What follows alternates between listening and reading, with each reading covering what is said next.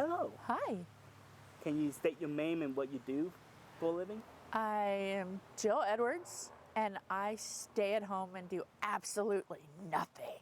Oh, you lucky bugger. All right. I'm going to roll the dice and see what fate wants to ask you. Okay. You rolled a 17. Okay. And number 17 is, what is your philosophy of life? Oh, okay. You're born here. You do good things. Don't be a dick. Don't be a narcissistic asshat.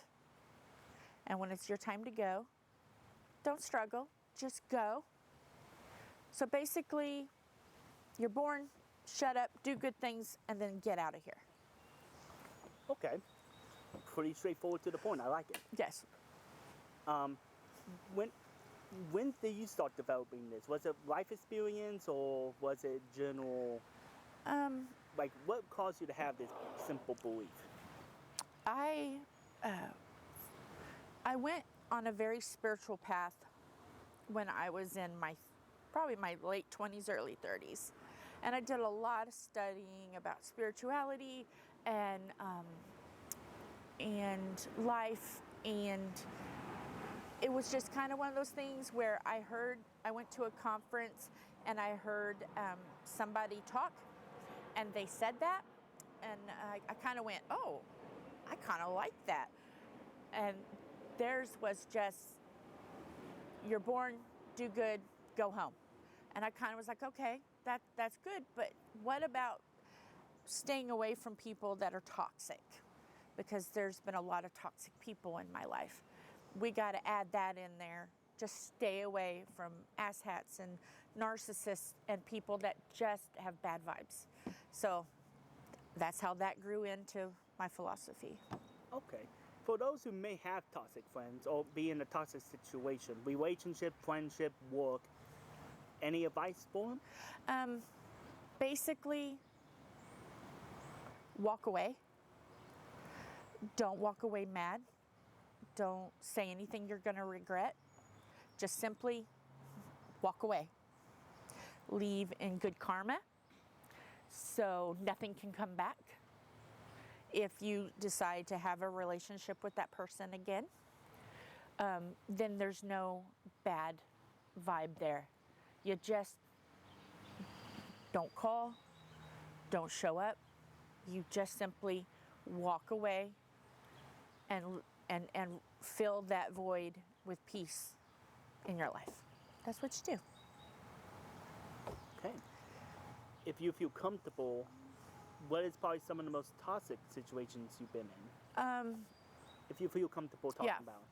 I was in a previous marriage that I got ill, and that was the start of the chronic illness. And maybe I just wasn't treated like I should have been. And maybe my son had to do more things that maybe he shouldn't have had to do. But, just like with everything in life, things can't always go the way that you expect it to go.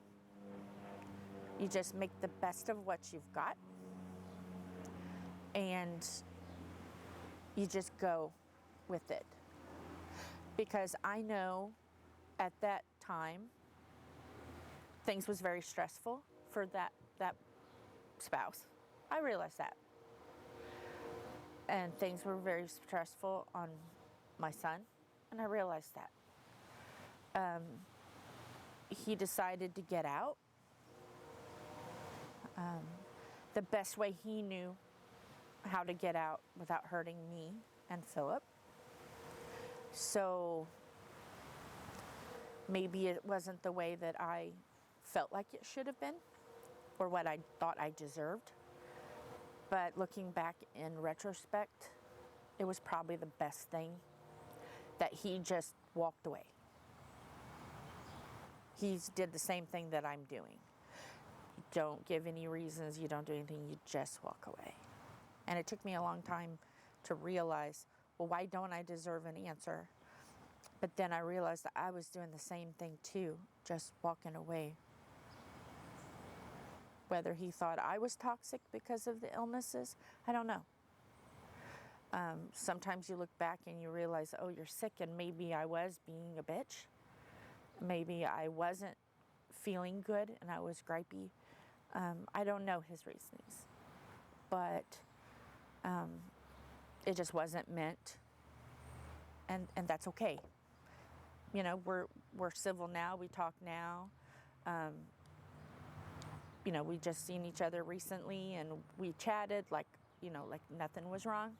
So yeah, it was toxic, but it ended just walking away.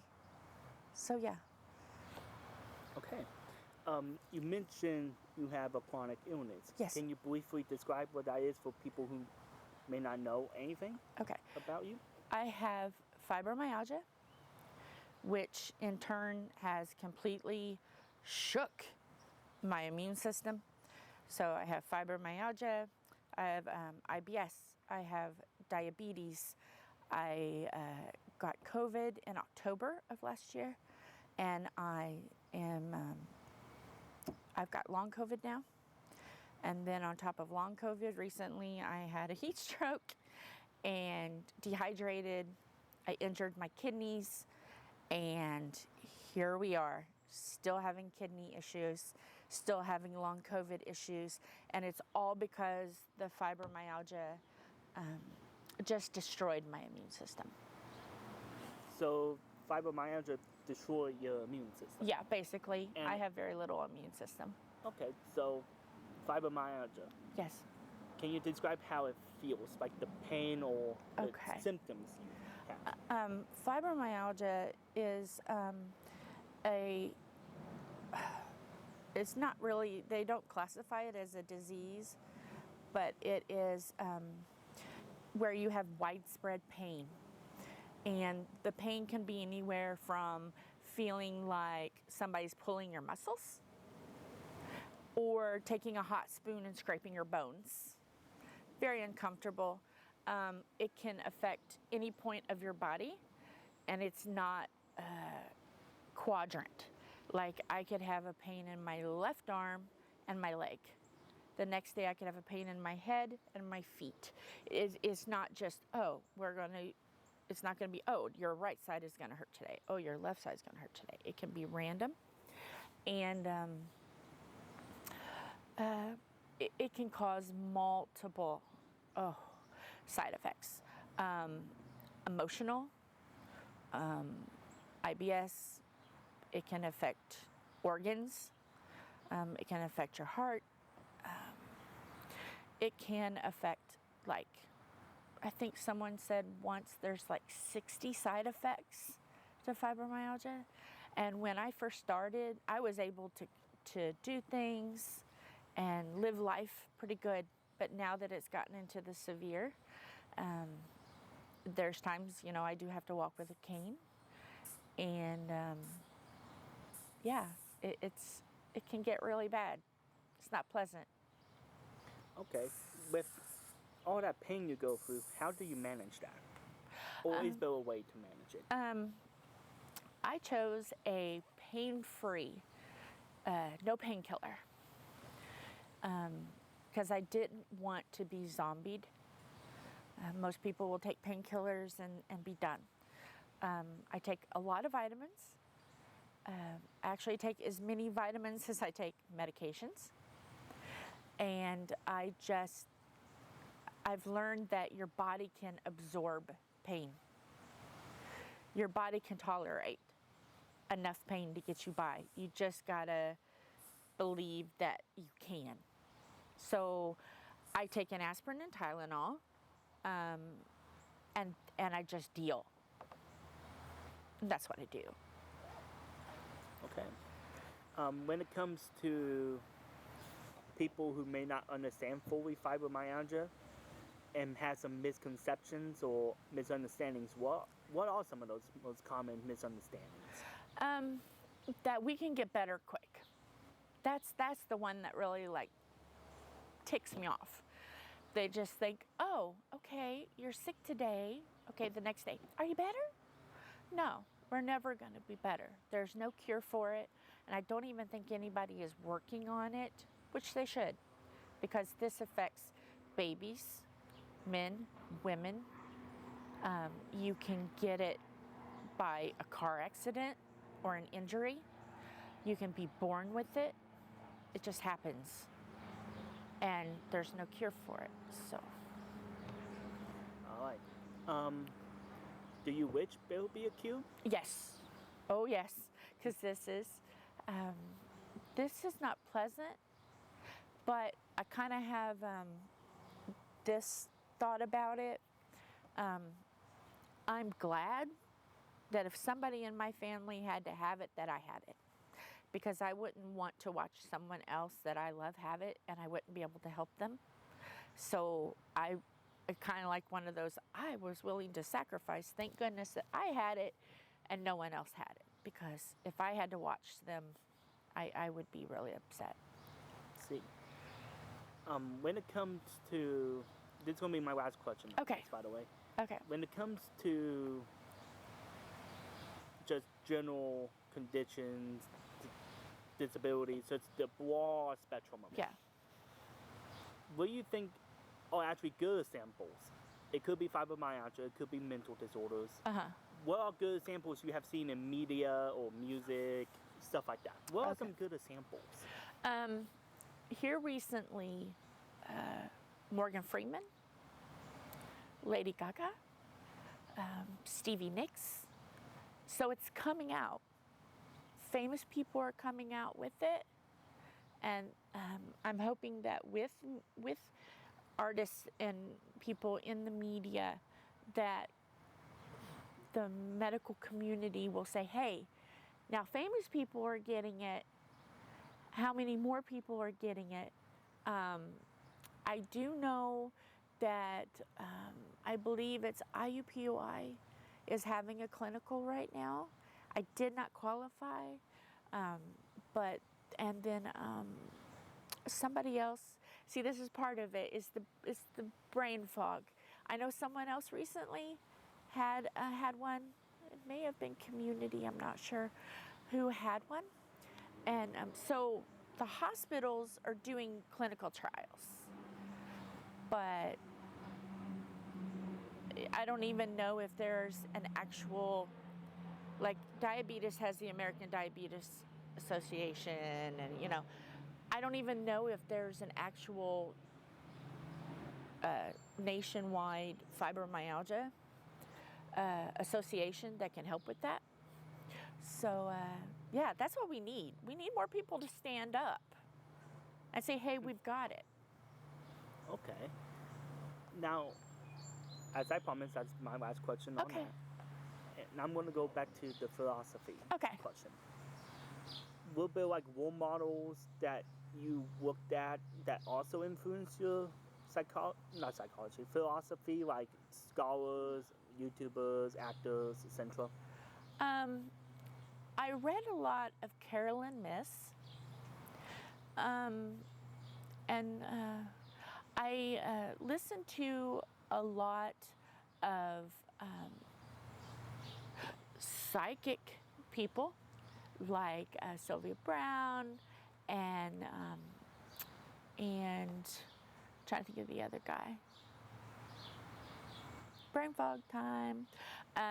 There's a few other psychics that also like touched base, and I know what people are thinking. Oh, you listen to psychics, blah blah blah, but they have philosophies too.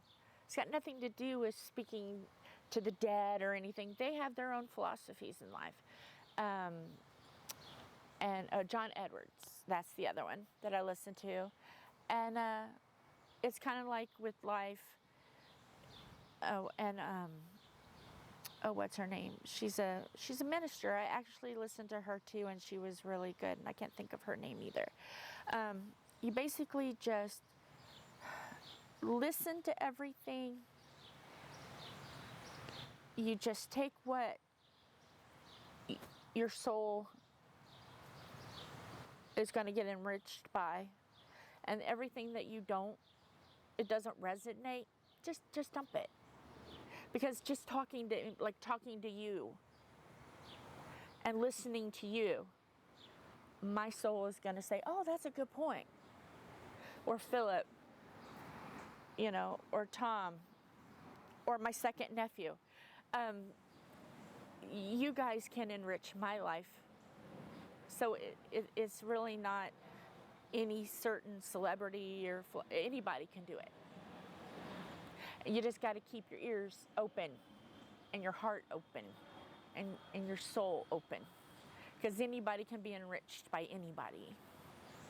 So basically, stay open-minded, avoid being in like, what's it called? Labyrinths of beliefs, like you stay in the same maze, not afraid to leave it. Right. And always keep learning. Yes. Yeah. Got to keep growing. You got to keep running, baby steps till you make it. Okay. Yep. It's a marathon, not a sprint. Yes. Yes. When it comes to people who may be stuck in like in a closed-minded house or stuck in a situation where they're forced to pretend or be a belief. Yeah. Any advice for them or tips or just good quotes you can say? My thing is, even though you're stuck in a relationship or a house that is negative, you can still be open. You can still be positive. Just protect yourself. You can still have your own beliefs. If you don't feel comfortable sharing them because you know you're going to be ridiculed, don't share them. But don't let that negative in. Keep pushing that negative out. And you be you, because no one can be you better than you. And if you don't let that in, that's fine. Don't let it in. If you were in a room and it was so toxic and you're just like, go to a different space. Take a breath. Center yourself and say, I'm not going to be that way. This is how I am. And you be that way. And you love yourself. And you can love them from afar. You can love someone and not let them in to invade your peace. Okay. So in a way, treat toxic or close-minded people as like a dam. Open up when need be, but always be ready to shut and store. Always better way to simplify it. Be civil, but don't open up too much. You just do and say things that is going to keep that situation or those people happy and not toxic. Basically, you kind of have to be that little lovely jester, But do what you got to do to get through that situation and then leave it. Take a deep breath. Center yourself again and say, okay, I'm not going to be that way. I'm going to live in my peace. Okay. Since you mentioned being in your own peace, what do you do to relax, be in peace, and just relax? Okay. I usually spend a lot of time in like either laying down or in the chair, because there's times I have bad days and I don't sleep. Just like today, I didn't wake up till almost 2 o'clock because I didn't sleep. So I usually will just lay in bed, take a deep breath. We have 6 cats, so there's usually a few cats that I can love on and pet, and just take a deep breath and center myself, and I'll even listen to some music. I find things that make me happy, and I stay in that place. It could be anything. It could be a favorite YouTuber. I watch a lot of YouTube. It could be diamond art, which I diamond art too. Could be like crafts. It could be, if you like to go fishing, go fishing. It can be anything. But with me, I basically just relax, because there's been a lot of days of pain. So you have to be in a relaxed, or it'll drive you crazy. Yeah. Well, just in general, life is just a mess. Yes. And you try to be organized, but then chaos happens. Yes. Yes, it does. I mean, probably growing up, you could never imagine probably having fibromyalgia. Right. Was that even talked about when you were growing up? No. I was told that around 2 years old, I started losing weight, and they took me to the doctor, and they did tests, and they really couldn't find anything. And then I remember like bits and pieces where I would have leg aches, and I wasn't feeling good, and then I went through a whole thing that when I got chicken pox, I never got it bad enough to get it out of my system, so it stayed in my system. So growing up, mono, chicken pox, shingles, so my immune system, that's when my immune system started to get crappy, and then I started having more pain, and so when did fibromyalgia start?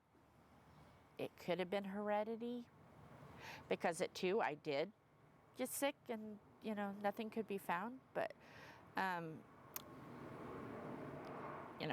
all that time ago, 40 plus years, it wasn't talked about. I didn't know what it even was until I was in my 20s. So it just wasn't talked about. I know they used to say, "Oh, it's rheumatism," or and the greatest thing with rheumatism is you take a swig out of the bottle. That's what our grannies and great grannies did.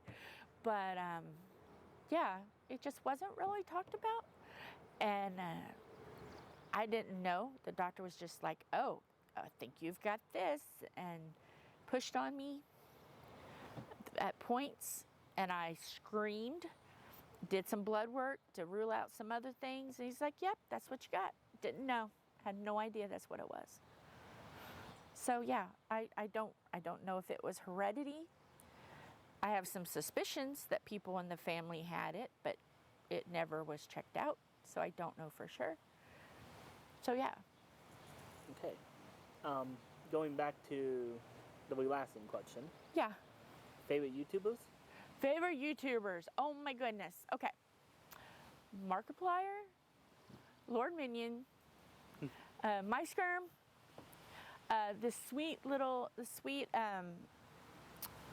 her name is Rebecca. She does diamond art, and I think it's Rebecca at 147, something like that. She's a diamond artist. I mean, if you pull up Rebecca, you're gonna find her.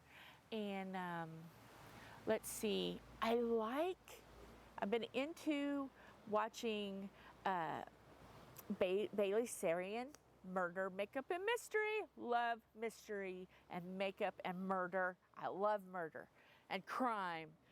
Yes, Angela's a little weird. Disaster, like roller coaster disasters, that's been recently. Yeah. Things you probably wouldn't think I would watch. I watch, and if something were to happen to me, people need to clear out my Google search history, my YouTube history, because if people really knew what I really watched, they would be scared. Just saying. Okay, I'm afraid to ask, so disclaimer at the wedding. Editor, don't fail me. I know you're lazy. Some of your favorite crime. Oh. Disaster stuff. Okay. No, not favorite. Favorite thing to watch. Favorite thing. It's got to be like true crime. I don't have TV anymore, so First 48, yes. You get the bad guys. And Disaster Dawn, I think is what it's called. I don't have my phone. But it's... Sorry about that. Had to rewind the film, you can say. Okay. But going back to the murder. Okay, the murder. Okay. So you mentioned John Wayne Gacy. Yes. What's the one that intrigue you because not the way they murder, but more of the reason of why, or the responsible reason. Okay.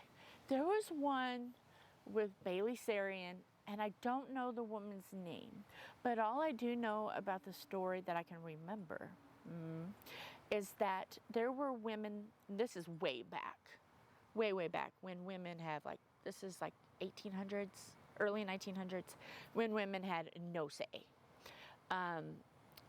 There was a woman who did cosmetics, and she created this cosmetic called Aquafina. Okay? And what it was is these women that were getting abused and beaten by their husbands, they would come in and ask for Aquafina. And on the bottle it says, you can put a couple drops in your eyes to whiten your eyes. Well, what it really did is, it was a poison, and all the women were poisoning and killing their husbands. But the Aquafina would look like a makeup. And everybody that went there, because it was underground, they had to promise that they wouldn't tell. And they're estimating 600 deaths with Aquafina. That's a very interesting episode. And they did catch her, and they killed her, but her daughter kept doing it underground. Ooh. Then they finally caught the daughter, and then it stopped. But that one, Aquafina, is the best one, the most intriguing. Because don't mess around and hurt women. We're mean. We're mean.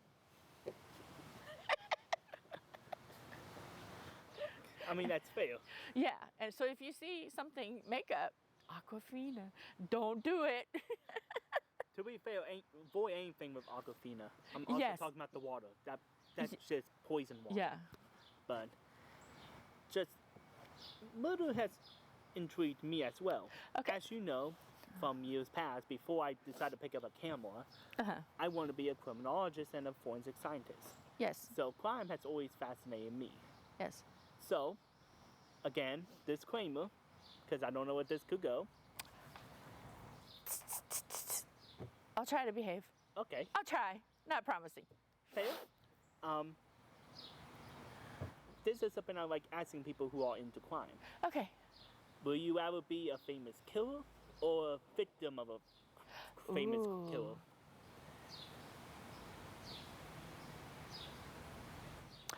I don't know. I think both would be interesting. Okay, if you look at it from the killer, you're just killing people that you just don't give a shit about. And if you don't get caught, just the release of the pent-up stress that you can't release, of just murdering the crap out of some people, fascinating. But then the other side of me says, you know what?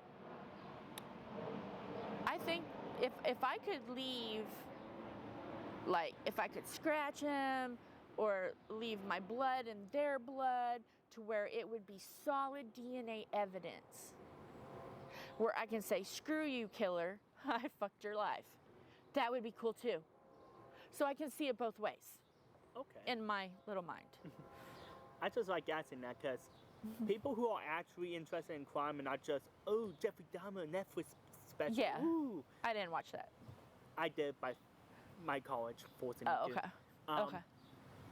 It was for ethics, by the way.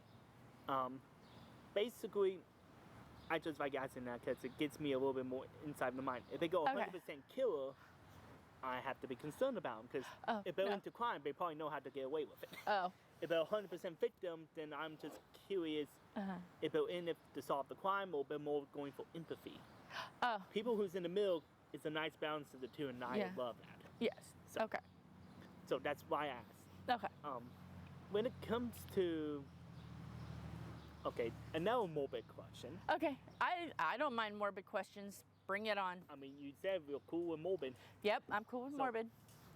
If you could die at any way, It could be dramatic or subtle. How would Yes. you want it to be? In my sleep. In your sleep. I just want to go to sleep and go to sleep. Fair enough. I don't want to drop dead. I don't want a lot of pain.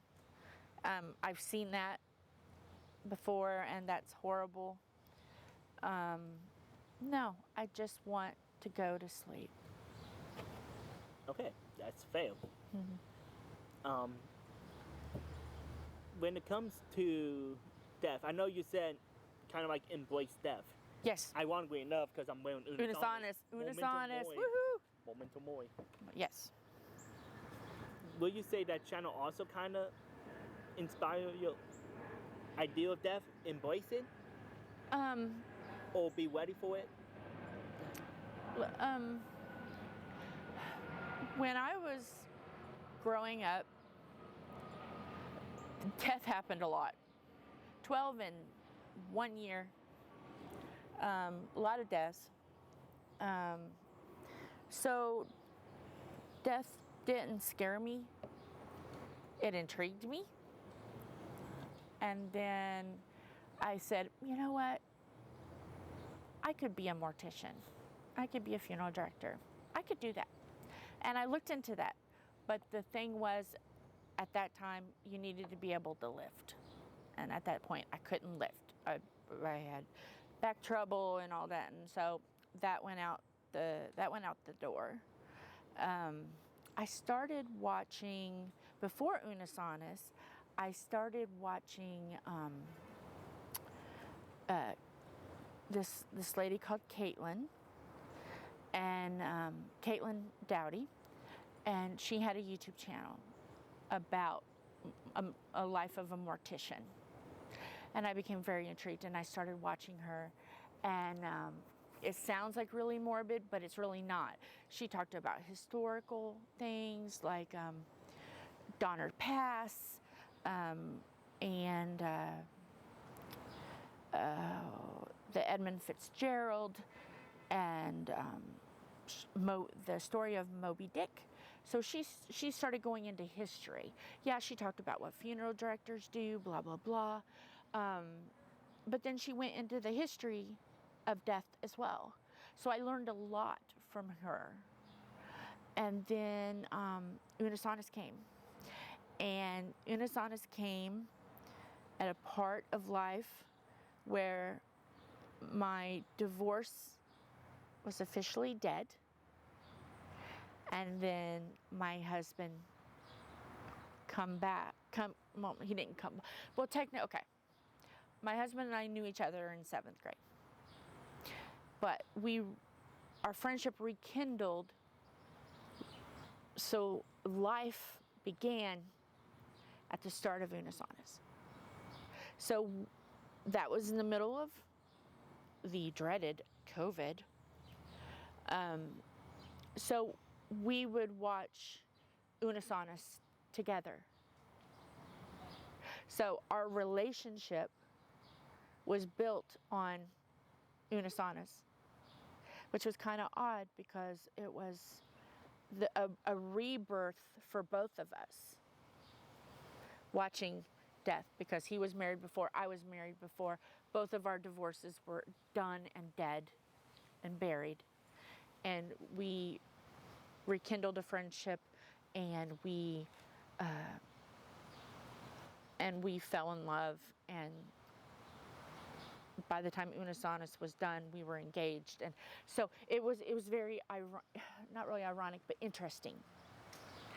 New life began when they were talking about what would you do if you only had a year to live. So it was odd. It was interesting. So yeah, Unisonis, it kind of gave me okay, we're starting this new. Let's do things. Let's go places. I even got on the back of a motorcycle again, and we went on a trip. And yeah, it kind of like, it was interesting, the whole Unis Honest thing. And Tom and I. We had a Unis Honest wedding. We wore black and white.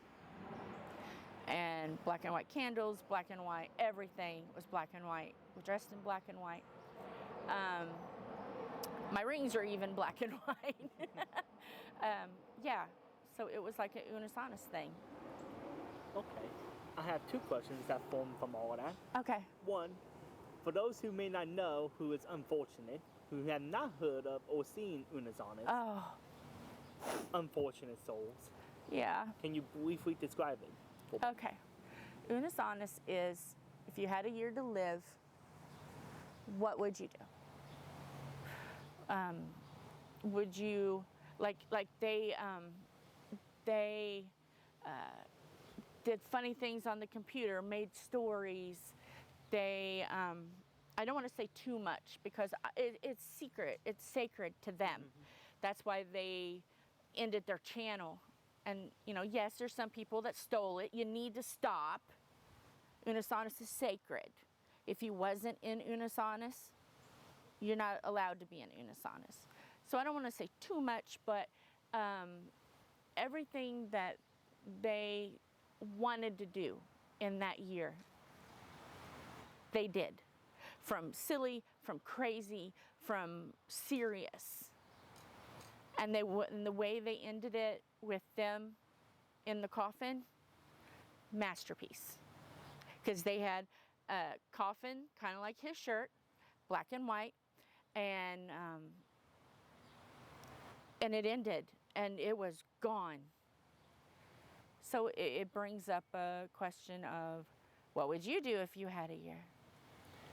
And that leads to the second question. Okay. If God or whoever you believe in came to you today and said, in exactly 1 year from now, to Yes. the second, Yes. that you would die and there's no way to avoid it, you will live the entire year. You don't have to worry about dying sooner. But Yeah. the second the time comes, you're dead. Yes. How will you spend that year? I would move to Tennessee because that's my home. Sorry, I just hit the mic. I'm sorry. Because that's my home in my heart. My grandfather was born in Tennessee, and I don't know why. I mean, I understand why he left. Don't get me wrong, but I don't understand why he left. Tennessee is amazing, and I would live there with Philip and Tom and whoever else wanted to come along. They can come along and share my year. And I know my brother would come, and Carla would come, and Rebecca would come, and Wyatt would come. It would be a party. And go to the places that I love. Go into the mountains. Take a motorcycle ride. Tom wants me to go to the Dragon. We may do the Dragon a couple times. Because, you know, if I know I'm going to live, I might as well do the Dragon. Which is, of course, with the motorcycle. And just enjoy life in peace and quiet.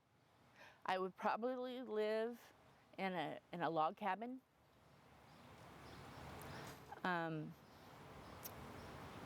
Yeah, I would come back to Illinois, of course, to see the family log cabin, because that's where I center, that's where I get the most peace when things go crazy. I go to the family log cabin.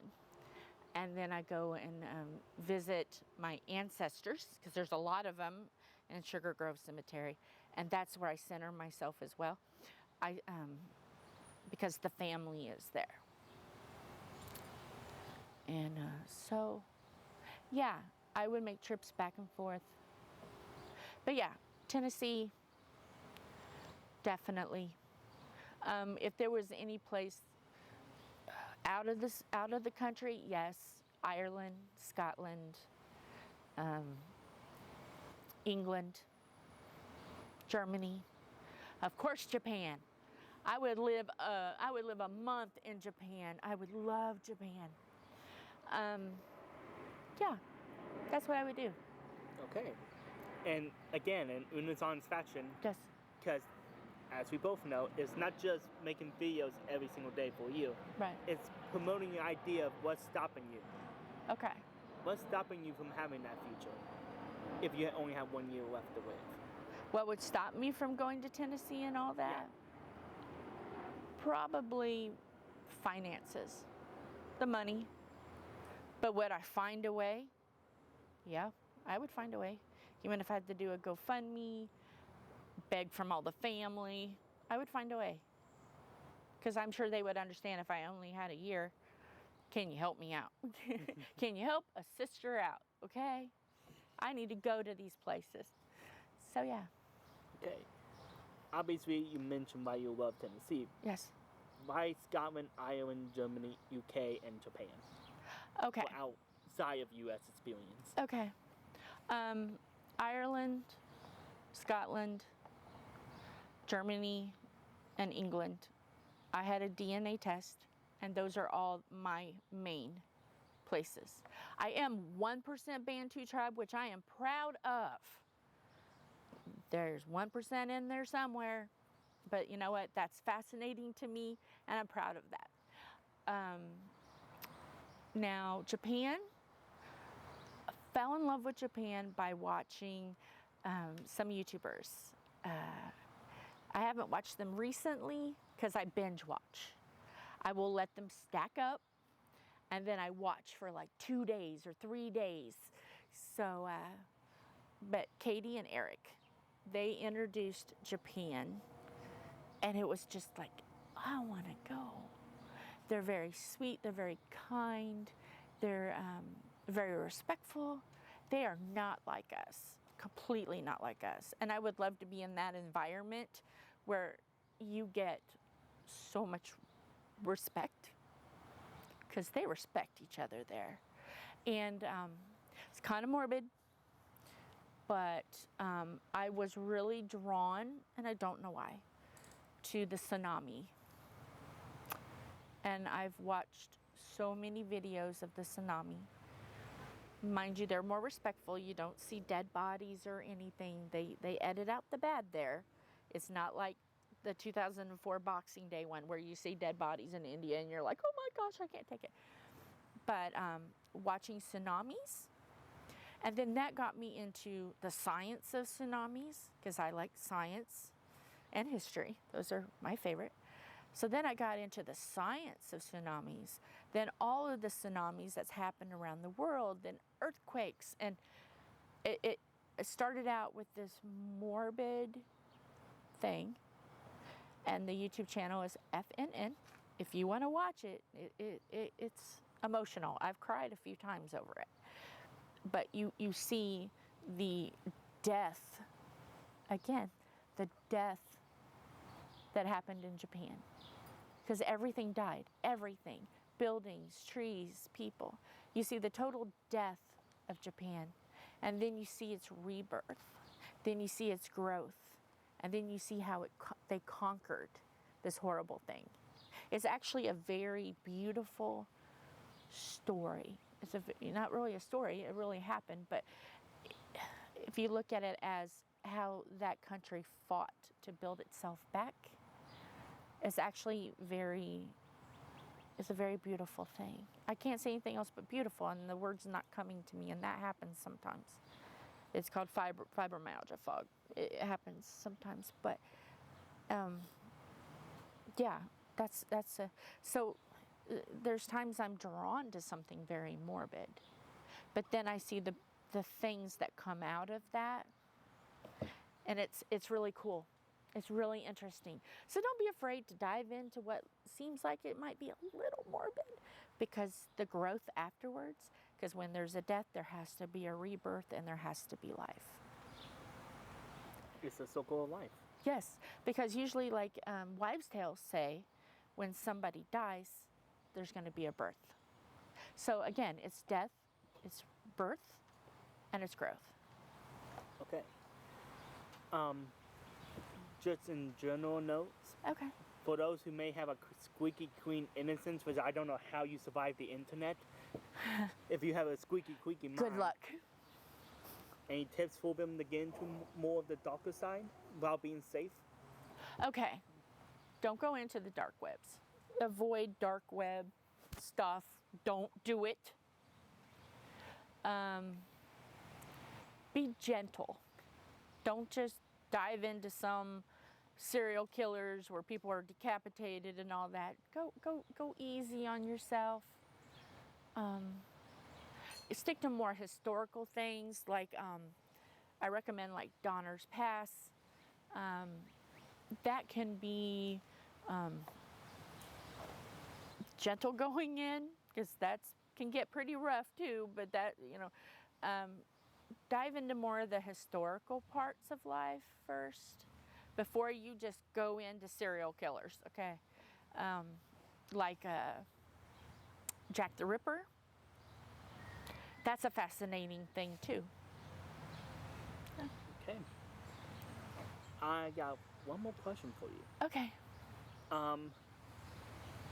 If a director came to you today, let's say Steven Spielberg, Okay. and he said, I'm going to make a movie about your life, Oh Lord. but you get to choose the title of that movie, Oh, okay. what would you want it to be called?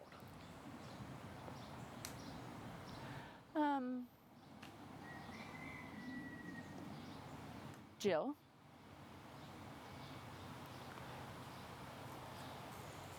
Let's see. What would I call it? The Jill, the calmness in a crazy brain. All right. Yeah. I think that's appropriate. Yeah. I can, from all the conversations, not just on this camera, that makes a lot of sense. Yeah. All right. Is there anything you want to shout out or give a thumbs up to before we end it? Let's see. A shout out for my son Philip, because he puts up with me and he's put up with me all of his life. He deserves a reward. Of course, Wyatt, my lovely nephew, because we've spent a lot of time together, and I'm sure I've corrupted you, my child, and I'm sorry. And all of my nieces and nephews, whether it's blood related or not, I love you guys, and I miss you. My husband, he puts up with a lot of stuff as he's sitting there. You're lucky you can't see what he's doing as he's sitting there working his fishing pole, restringing his fishing pole. But yeah, my family, because especially your brother, my brother, your dad. Yes, my brother. Oh yeah, he's seen a lot. He understands he understands me, and he still loves me. So yeah, my family.